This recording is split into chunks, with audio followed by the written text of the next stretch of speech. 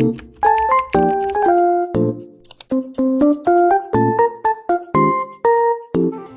ini, masyarakat memiliki stigma negatif soal suku Dayak, terutama para gadis Dayak yang dianggap sebuah misteri. Bahkan, banyak orang-orang akan takut sendiri ketika tahu bahwa ia akan dikenalkan dengan gadis Dayak. Tapi memang bukan tanpa alasan, ketakutan itu timbul karena banyaknya rumor yang mengatakan bahwa gadis Dayak sangat berbahaya. Apalagi suku Dayak selalu dikaitkan dengan hal-hal berbau magis yang bakal bikin bulu kuduk merinding. Bahkan ada beberapa mitos yang berkembang dari gadis Dayak yang membuat pria akan ketakutan ketika berkenalan dengan gadis Dayak ini.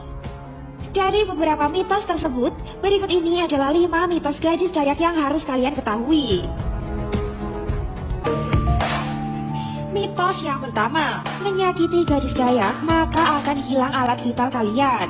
Tak hanya stigma sifat yang angker, gadis Dayak juga kental dengan mitos satu ini. Konon katanya, siapa saja pria yang macam-macam sama gadis Dayak, apalagi sampai meninggalkannya ketika sudah dalam ikatan pernikahan, maka si pria tersebut akan kehilangan alat vitalnya. Cerita ini bisa dibilang cuma mitos saja. Faktanya, orang Dayak sendiri menolak tentang anggapan ini. Mitos tersebut sangatlah tidak benar. Gadis Dayak akan baik kalau kamu juga baik sebagai seorang pria dan juga sebaliknya. Mitos yang kedua, sekali kepincut dengan gadis Dayak, maka pria tersebut tak bisa pulang kembali ke tempat asalnya. Tak hanya soal alat vital yang akan hilang, tapi mitos ini juga cukup sering terdengar. Menurut cerita yang ada, gadis Dayak kalau sudah suka dengan pria, terutama yang berasal dari luar Kalimantan, mereka bakal mengikatnya secara gaib, alias benar-benar tidak bisa pulang ke tempat asalnya. Menurut mitos ini, meskipun fisiknya pria tersebut tidak di Kalimantan, tapi hati dan pikirannya tetap tinggal di sana. Cerita ini juga hanya mitos belaka, faktanya tidak ada yang seperti itu.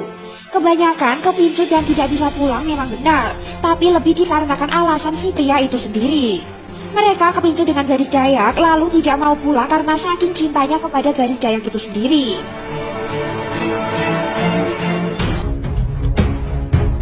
Mitos yang ketiga, gadis Dayak sangat angker.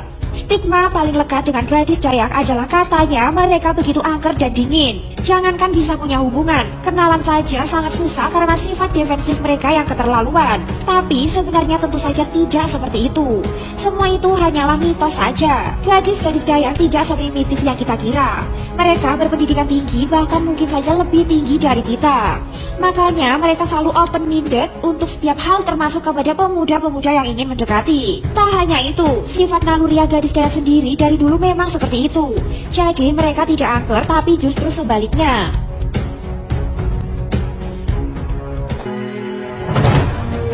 Mitos yang keempat, gadis Dayak kasar dan bernada keras. Mitos yang satu ini memang harus diluruskan, karena itu sama sekali tidak benar adanya. Semua gadis Dayak sangatlah lemah lembut dan sopan. Selain lemah lembut, gadis Dayak sama sekali juga tidak masalah dengan perbedaan.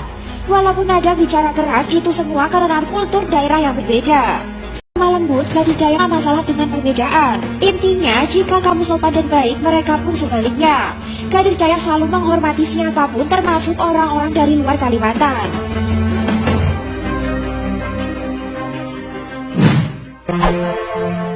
Yang kelima, gadis Dayak harganya mahal untuk dinikahi. Memang banyak dari orang-orang luar Kalimantan yang beranggapan bahwa menikahi gadis Dayak harus menyiapkan uang yang sangat banyak.